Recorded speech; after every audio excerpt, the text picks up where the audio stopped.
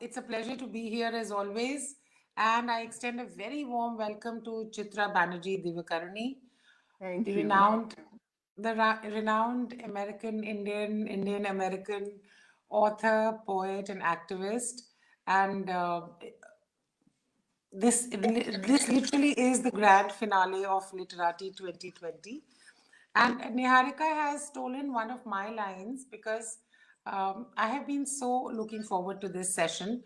And not just me, all my friends, that my daughters have been teasing me that, Mom, you're really fangirling, which is a term I have learned is, is, is, is something from the younger generation. So, a very warm welcome to you, Chitraji, and a very good morning. It's morning there in the US, in Houston, where you are, although it's late evening for us now. And as Niharika mentioned, you've written 15 books, you've featured in over 50 anthologies, 29 languages, translations, numerous awards, and two of your books have been made into movies.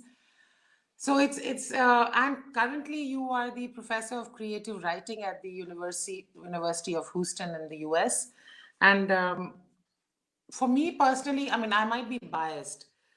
For me, your most beloved work, okay, the love affair started with the Palace of Illusions. And since then, it's just continued. And the Palace of Illusions also happens to be one of the books which is recommended as a must read among 12 books by Indian authors by India Times. So I'm going to just jump right in because we want to know more not only of the author whom we love, but of the person behind behind the author.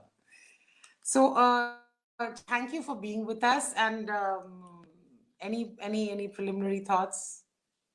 Well, thank you so much. I really thank Literati for inviting me to this wonderful festival in Chandigarh. And I am so happy to be talking to readers. That is one of my favorite things to do because, we writers, we are always writing alone in our studies, and then we don't know, we put so much effort into books, we don't know if they will even reach one person, if they will make something happen in one reader's heart. So it's always very, very wonderful for me to be there with readers and to share the story behind the story, as you said. So I'm excited to be there, and I'm happy to answer questions and especially to be in conversation with you, Sumita ji. So thank you so much for this lovely introduction. Thank you for those very warm words. And you can never doubt the impact you have on both your women readers and the men readers. And I mentioned both specifically because your books speak, to both, and they speak with such gentle wisdom that I think there's much more that can be achieved with that gentle directness rather than stridency. And I think your books bring that out. I mean, just a thought.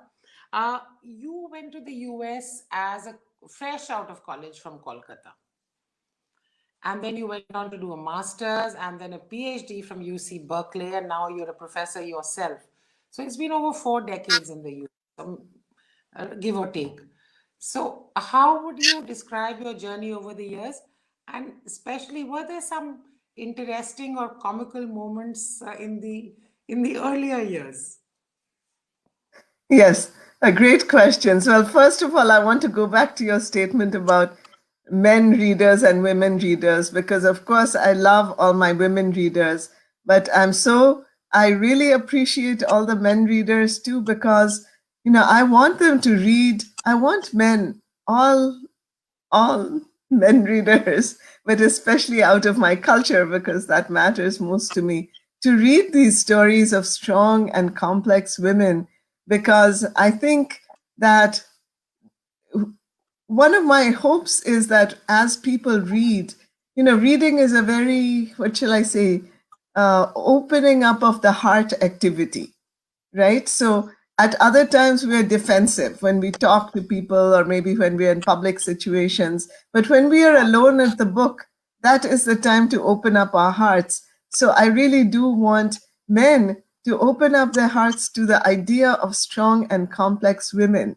I think that will create a much better society when men also begin to admire strong women who have been through a lot and who handle their challenges gracefully. Of course, my hope is that women will definitely relate and resonate with that, but it's, I think, very important for men also. So thank you for mentioning the male readers. I want to send, a special Absolutely. kind of thank you to my women readers and a different special kind of thank you to my men readers. And I want to encourage all my readers, if you are a woman and there's a man in your life, please share the books with them, share these stories of strong women with them. I think you will be happy with the result.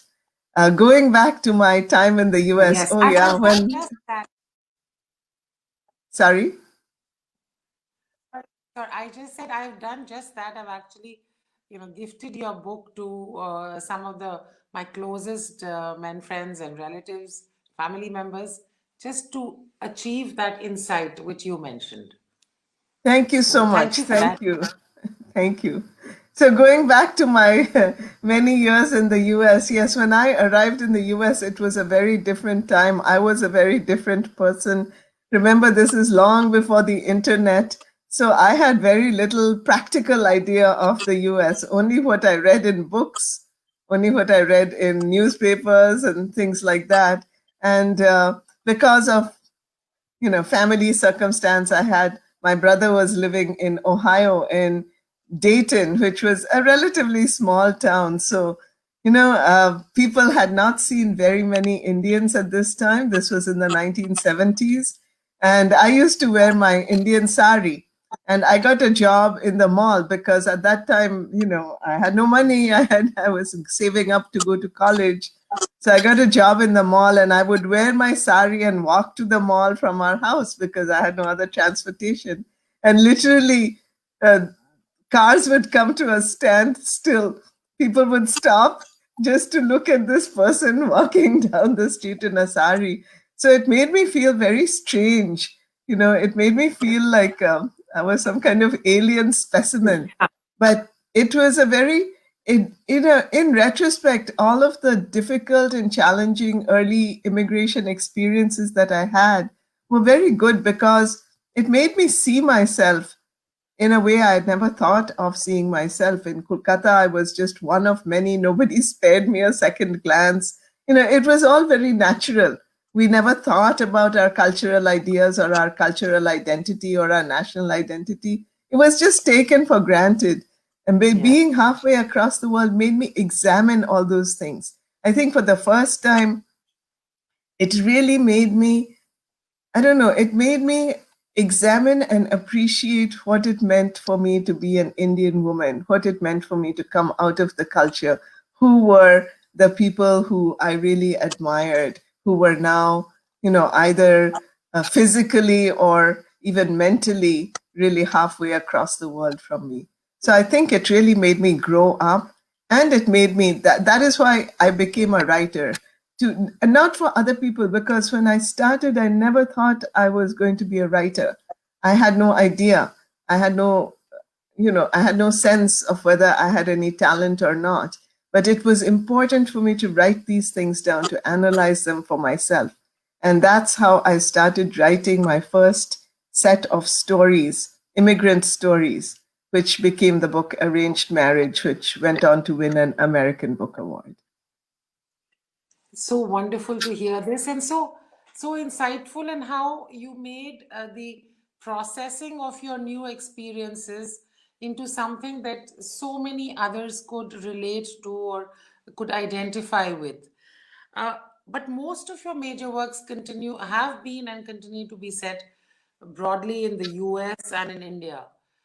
And you've been there for so many decades. So it's a thought that I wonder often, that how do you achieve this, this sort of alchemy spanning continents and cultures and races and histories between the US and India in your writing?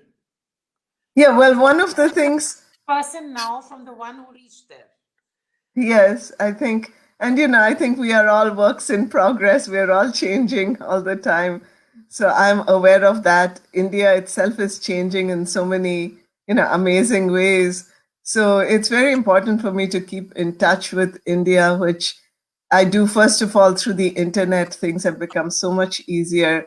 And with wonderful programs such as WhatsApp, now I can talk to friends for a long time. I remember you were talking about the early experiences. When I first went to India, I could not even talk to my relatives. I mean, when I went to the US, I could not even talk to my relatives. It was so expensive to make phone calls. As a student, only on special days, maybe somebody's birthday or Diwali, would I even try to call people. But now communication has become so easy.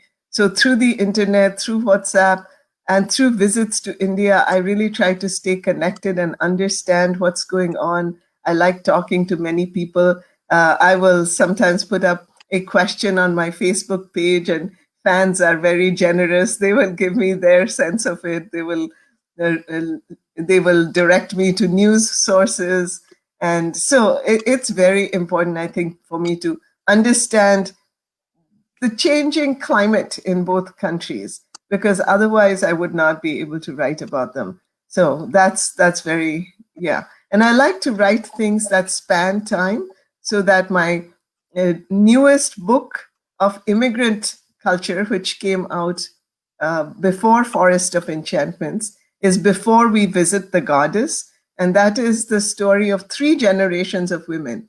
The grandmother never leaves India.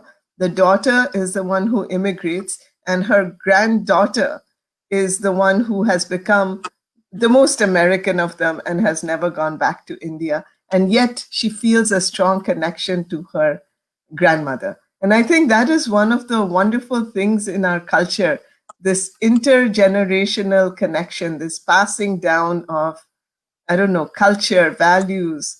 I think that is something very, very special and can add to a lot of strength in someone's character. You've already answered my next question. So I have another one, which also as something that has come from what you were saying. You're as a parent, and your children have been born and grown up in the US. So how have you, transmitted what you just shared with us about before the god we visit the goddess to your own children, and do you feel satisfied with that? I mean, uh, I know parenting is mostly dissatisfying in the sense you feel there are always things you could have done better, but Yes. broadly. Yes, no, you are so right. As parents looking back, we think, oh goodness, if I had only been this wise, right, back then, I would have done things differently. But hopefully, we have done whatever we have done with the right purpose and with love. And even if the decisions were not that correct, the love comes through.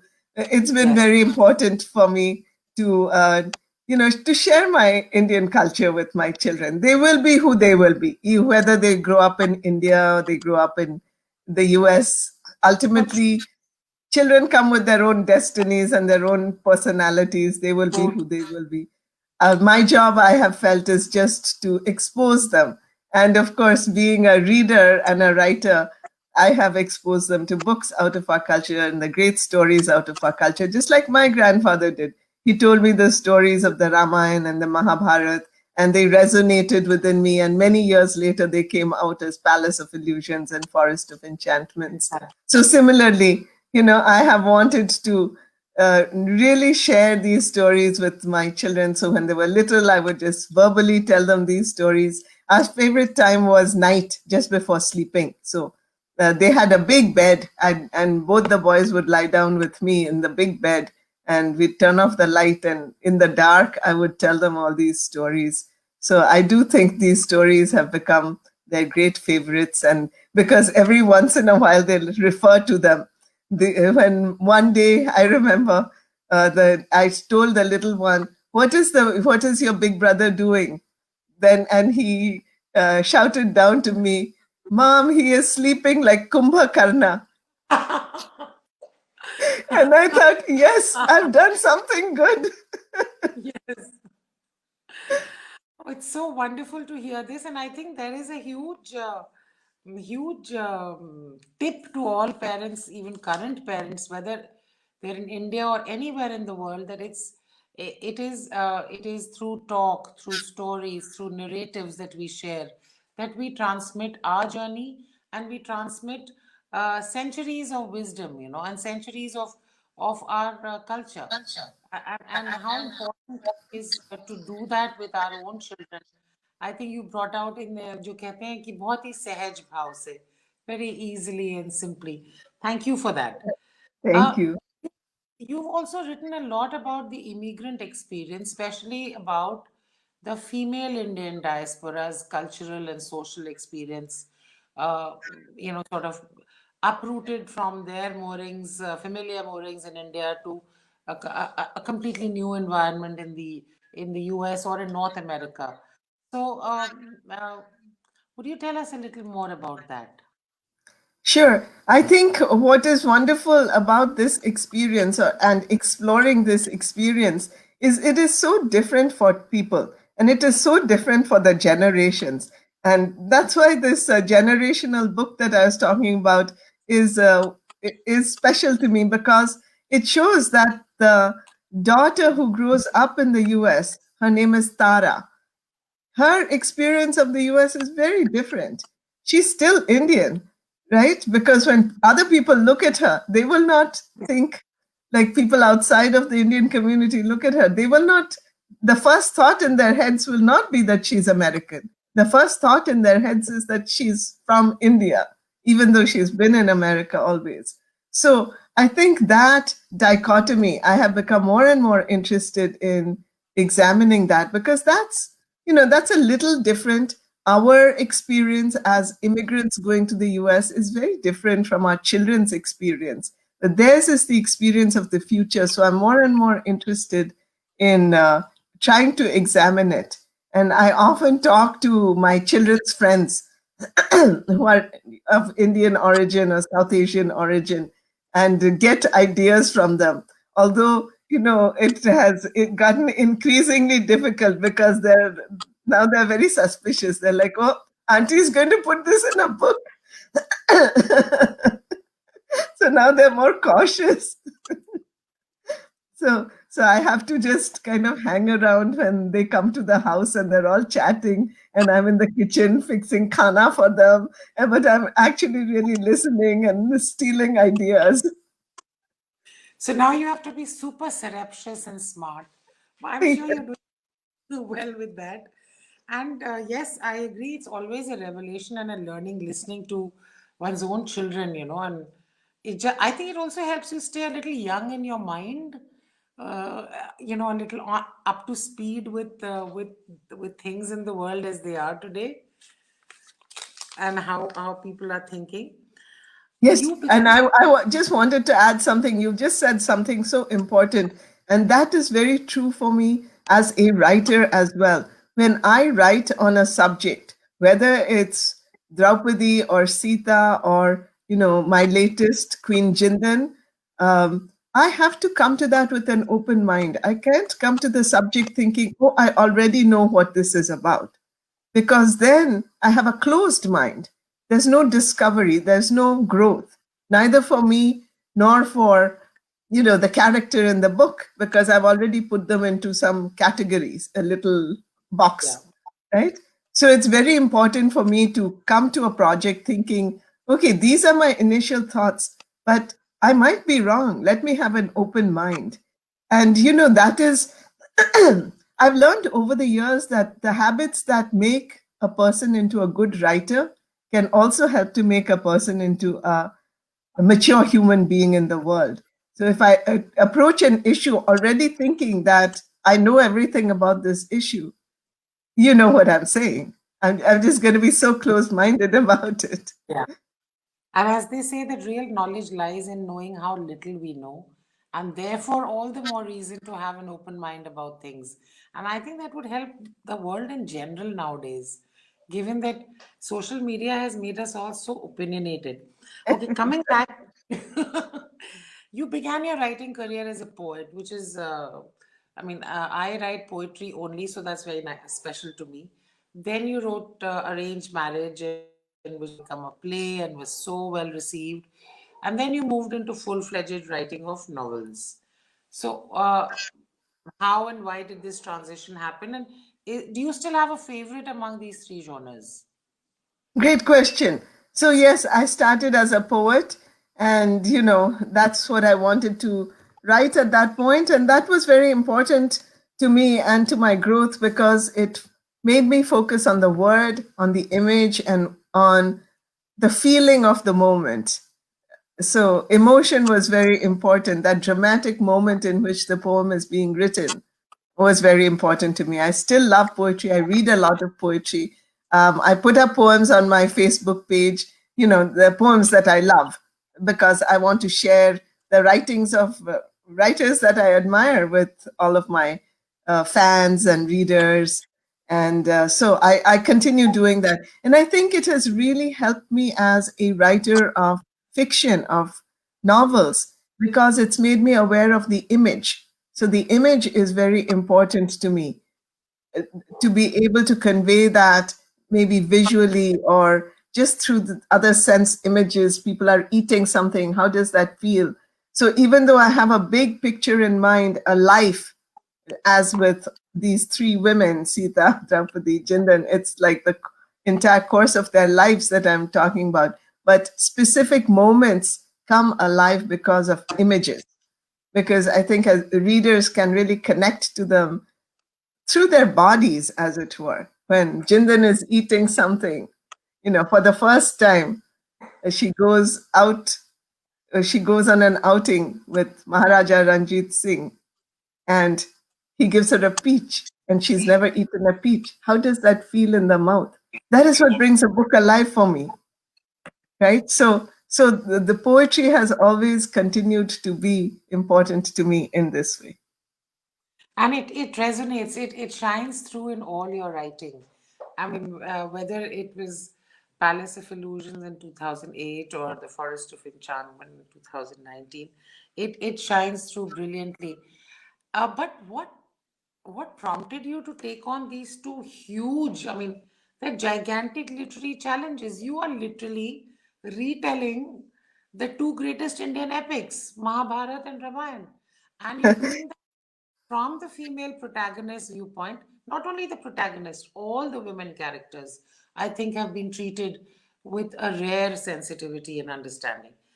What made you do this? Well, first of all, thank you for the kind words. You don't know how scared I was when I started these Yes, projects. it's terrifying. I mean, I think it's undoable. Not only was I scared, my entire family was scared. My husband was like, "Why do you want to do this? You will only Exactly my create question. trouble." Exactly my question. I guess there was a need in me. There was like this, I don't know, this burning need in me for years and years. And I had written a number of books before I Yes. attempted to write Palace of Enchantments, Palace of Illusions. And then it took me 10 years to get up the courage to write Sita's story. Because these stories are so important. I didn't want to get them wrong. So I knew, first of all, that I would have to do a lot of research, but also it was very important to me. I felt that these Sita and Draupadi are two different kinds of icons of Indian womanhood. They matter so much. There's so many references made to them throughout our culture. Like when I was growing up, people would say to me, the elders, they would give blessing, may you be like Sita. But Yes. there was an underlying, I don't know, advice in there that may you be meek and mild, because that is how in their minds Sita was. May you put up with all your problems and never create any trouble for anyone else. And that did not seem right to me. I felt that just even from my understanding as a reader, that is not who Sita was. And Draupadi, of course, the people were always kind of snickering, oh, yeah, five husbands. I'm like, I don't think you understand what it would have meant to her to have five husbands. So I wanted to re explore these stories because these women are icons. People know about them. I wanted to make their lives a little more open, more complex, really make people see who they were, what they were going through, and the particular strength with which they approached life's problems. Because I felt there was a lot for women and men of today to learn from these timeless characters. And my hope certainly is that people, after reading Forest of Enchantments, will say, yes, I want to be like Sita, but not for those traditional reasons, because she's strong. She has so much determination, and yet she's so elegant about the way in which she faces challenges. She never lowers herself, right? She does exactly what she thinks is right, but she doesn't have to, I don't know, she doesn't have to be strident, as you said, about it. So I Yes. really wanted to bring that out.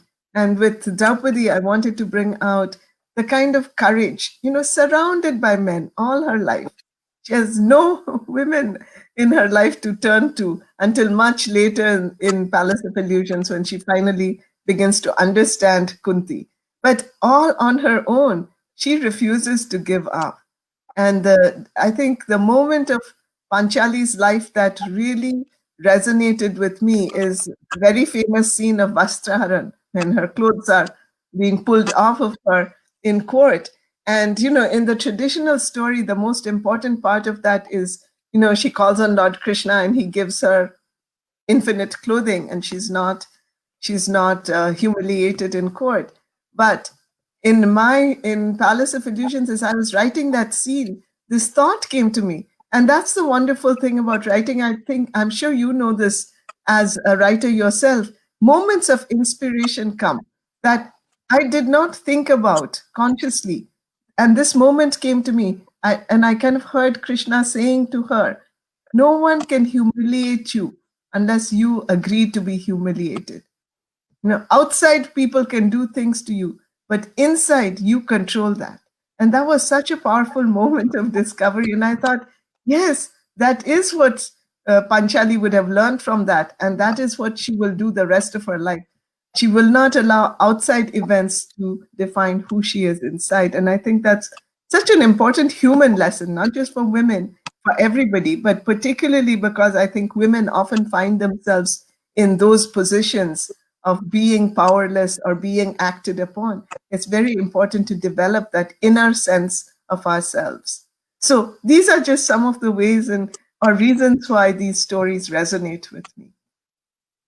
It was so wonderful hearing this, and uh, you explained it as I've often heard. It's like a feministic retelling of the epics, whereas it's much more. What you have written, and as you have explained so beautifully, is much more. It is the voice of those women who were at the center of those stories, and they were women of entitlement, of education, of power even, and yet they faced so many challenges and they did them with courage and poise. And I think that is what has, what comes through, that there is a lot that each one of us can understand and take away, even for our relatively modern, mundane, prosaic lives, because there are challenges in everyone's lives. Thank you for those. Absolutely. Absolutely. I just wanted to add to that, and the challenges they face are timeless. Look at Sita. She has to bring up two children on her own. I think all single mothers today will resonate with that. Yeah. This challenge, bringing up two sons, trying to give them the proper education, not becoming bitter about what has happened to her, so that that bitterness will not seep into her children. Sita is like a model for that, how to be, how to deal with hardship without becoming bitter, how to focus on what's important, and also how to bring up children on your own. I think Yeah. this will resonate with many women all over the world. That's a unique take, I think, on Sita Ji's story, which even I had not thought of. But apart from writing and teaching writing, which you do so well, you also have diverse interests. You're on the board of Maitri and Daya, which are two social support organizations which focus on South Asian immigrant women or South Asian American women who face domestic abuse, and also Pratham, which is an NGO focused on children in India. So I know you might not want to tell us more about that, but okay, just why, what impelled you to start this, these initiatives which focus on South Asian women and abuse and support systems for them? Yeah, well, even when I was doing my PhD at the University of California at Berkeley, I was volunteering in the Women's Center where a lot of women who are in trouble of various kinds come to find support. And even from my early days as an immigrant, I realized how important it is for everybody, but especially for women, to find support. And in those early days when I didn't have much support, you know, it made a big difference if somebody showed me kindness, if somebody listened when I was going through difficulty. So I remembered that. And then, so I was volunteering while I was in the university. And then I started volunteering with an organization called Support Network, which helped women in situations of distress, but especially women who have suffered violence at home. And so I was working for them, but I realized that our women from our communities did not feel comfortable going to an organization like that. They felt that people did not understand them. They felt that, how can I tell the story of my family shame to some foreigner, right? So that's what, and there were some incidents. There was an incident in our community where a woman in such a situation tried to commit suicide. And, I went to see her afterwards. And that is what she said to me. She said, I was so alone. I was so alone. I thought death was the only way out. And I thought nobody should have to feel like that. Nobody should, at least as far as if I can do anything to stop a woman from feeling like that, I want to do it. And then I got together with some very wonderful friends. We founded My3. I'm still attached to them. I'm still involved with them. And here in Houston, I'm on a similar board, Daya. We do the same kind of thing. So just so that women who are in very difficult situations have something. They don't have the family support here that they might have had back in their home towns or their home country. So we try to be that extended family for them. That's really, really important. And, therefore, every once in a while in my stories, I will have characters who are going through difficulties. Of course, I will never use a woman's story that is confidential, but I will create a story that's similar just so people understand. A lot of times we just don't give thought to experiences that are very different from our own. That's just human nature. But sometimes when we read about them, we will. So that's my hope. That again is so inspirational because there's so much each one of us can do in wherever we are. I mean, in whichever location we are. There are women, there are people whom we can reach out to be a small beacon of support and understanding. Uh, So important in India just as much as here, right? Because these women, they often are made to feel shame for a thing that is not their fault. If they're being abused, why should they feel shame? That goes yes, back to Draupadi's question, right? I am being abused. Why should I be made to feel shame about it? But they do. So they need someone to tell them that no, no, come on, move. Let's move forward with your life. You don't need to dwell in shame. yes, I think that's a very important message, which really needs to be reinforced from the youngest age because, you know, girls, even young girls, have experiences which they feel ashamed to talk about. That's a Yeah. very big area of conversation, which I think we can happily spend, not happily, but we can spend an hour on. I had one personal question. I mean, not personal, but you know, everyone in India, we learn writing in the colonial way. We learn all the big, serious sounding words. We love sounding pompous in our language. And okay, I'm in the government. Oh my God, we are the last bastions of all that is fussy and pompous in writing. whereas current American writing it really focuses on being pared down, on imagery also that is, not florid, but sort of pointed and exquisite, and you teach creative writing. How did you make the journey from uh, typical Indian English writing to writing differently yourself and then teaching a whole new style? Yeah, Help you. I'm so glad you brought that up. That's very insightful of you. Although I'm afraid, Sumita ji, you might have made some enemies in the government writing realm.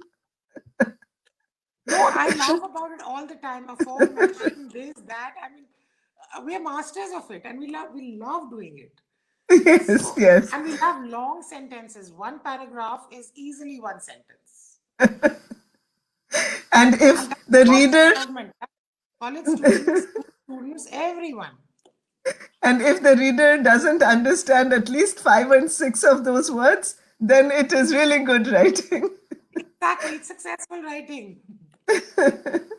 So, yes, I'm very aware of what you're talking about. I had to make a real effort, a conscious effort to move away from that kind of language. I remember some of my early stuff was exactly like you were saying, and I would give them to friends here to read. I was very fortunately, as part of a writers group that had people from many different cultures, and they would look at it and they would look at me and they would say, "What exactly do you mean by this?" So I realized that one has to be able to communicate with one's reader and communicate from the heart. That otherwise, whatever we are writing is not going to come alive. So my big saving was reading. I read a lot of contemporary authors.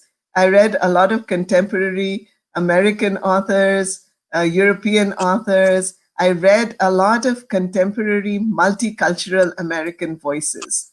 So, and that really taught me so much because they were writing about similar things. Especially women writers, people like Toni Morrison Yeah. and Christina Garcia.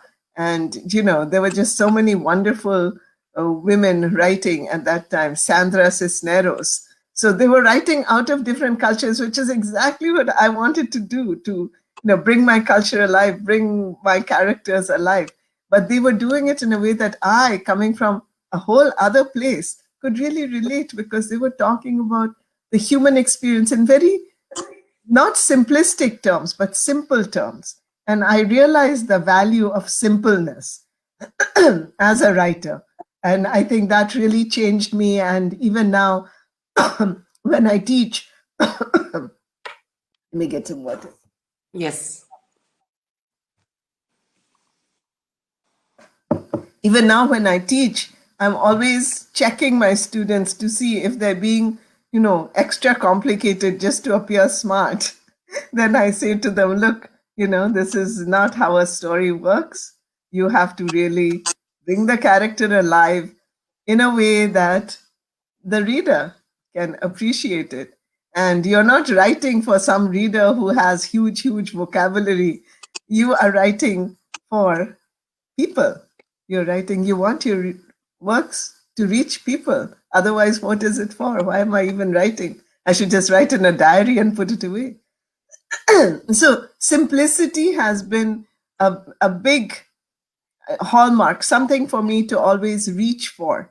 And again, simplicity doesn't mean there won't be art. It will just Yes. be art that is in the service of the story.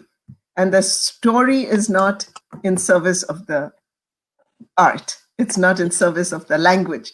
The story is not to show people how clever I am. The story, a well written story, should be such that when people are reading it, they'll forget all about the author.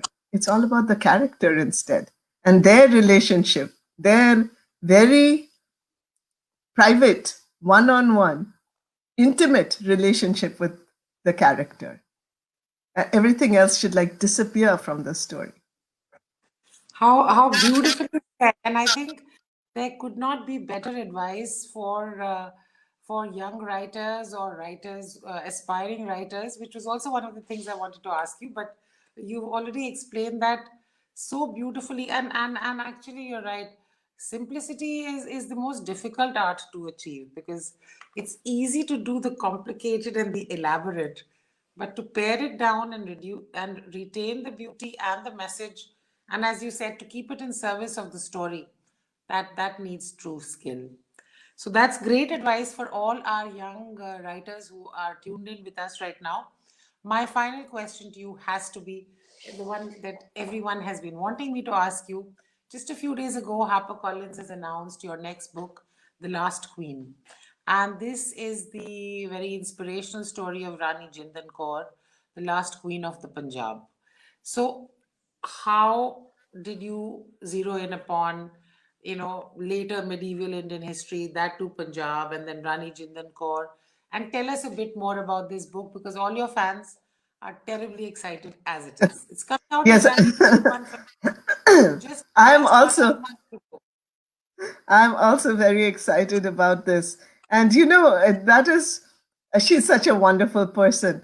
I think it was a dual thing. She's so amazing and complex, and not enough people know about her, right? I did Exactly. not know about her. I did not I know. They know about her husband, they know about her son, but she's like forgotten, just like Sita and Draupadi pushed to the side. The men become, important. Not that they were not great. I think the Sarkar, Ranjit Singh was an amazing man, but still, she was also, and everyone's kind of forgotten about her. So I wanted to bring her story alive. I myself only came across her story because I was reading about the Kohinoor, the diamond, and how it was taken from her son, Dalip Singh, how it was taken to England, given to Victoria. She cut it up into whatever shape she wanted. And it was so symbolic of, what the British had done to India, the way they took the Kohinoor, appropriated it. Anyway, as I am reading about the Kohinoor, I come across the story of Jindan. And I come across the moment when, after a long period of being separated because the British had taken Dalip Singh away, and of course, they had imprisoned uh, Queen Jindan, although she got away. Amazingly, she escaped from the prison. They're reunited, right? So I'm reading about that moment when uh, Jindan is finally, after years and years of being separated from this little boy who was taken away from her, she's reunited. And I'm like, oh my God, that there is a story right there. There is a story of a mother's love and determination, her determination um, to fight against a huge power, right? By this time, she's no longer queen, but she is determined to fight against the British. And she recognizes that the British, the harm that they have done is on many levels. On one level, yes, it's financial. On one level, it is the taking away of kingdoms and territories. But there's also a cultural appropriation that they have done, where her son has lost his culture, he's lost his sense of who he is, he's lost his religion, and she is determined that I'm going to do something about it. And I was like, this is a story I want to tell. And then I started researching. And then I found out, oh my goodness, she comes from, like, she's a kennel keeper's daughter. Her father took care of Ranjit Singh's dogs. How did she rise from that to become his queen? Queen. That was most unusual in that time. I think it's most unusual probably in any time, but it was most unusual. So there was something about her. So then, research. And then I, Last Queen. I had to do a lot of research. I had to learn as best as I could about the Punjabi culture, about the Punjabi culture of that time. Yeah, it was a lot of work, but I'm very excited and I'm very happy. And I'm also like hugely excited because it's already been optioned for a movie. So that's been very exciting.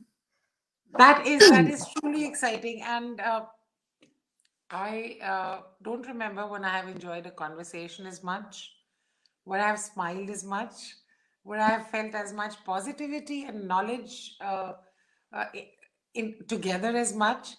And I cannot thank you enough, Chitra ji. I told you fangirl moment from the start. But we all at Literati, at Chandigarh Literary Society, and I'm sure all our viewers wish your next book to be the grandest success.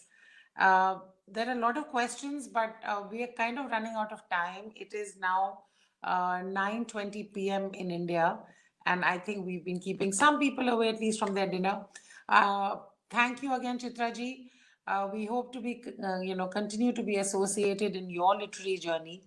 And thank you for being with us today. And thank you for this lovely, knowledgeable, and wise chat that we've had with you. Thank you. I really enjoyed. Thank you so much. I really enjoyed our conversation, Smita ji. I thought you came up with excellent questions and you Oh, had thank you. many important things to say, which helped me think about more things. Yes, I hope we will at least virtually all be together when The Last Queen is published in January. We are Yes. thinking right around January 20th, which is Guru Gobind Singh's Jayanti. So to honor him, because Jindan was a very devout Sikh.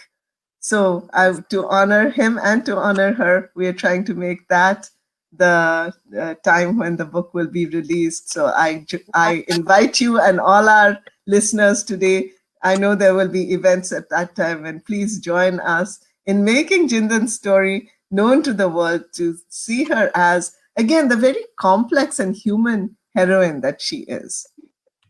Yes, we would love to be that. Chandigarh Tree Society has strong roots in Punjab, and I think it would be only befitting that we would love to be part of the success and unfolding of Rani Jindar's story. Thank you again, Chitra ji, for coming. Thank you And so much. Thank you. And time yes, you a need. very good night to all of you and to all the readers, and lots of good reading as we go forward in the world. Many Thank you. things change. Many things change in the world, but reading, I think, continues to be of great importance. Thank you, Thank you. Sumita ji. Thank you so much. Thank you.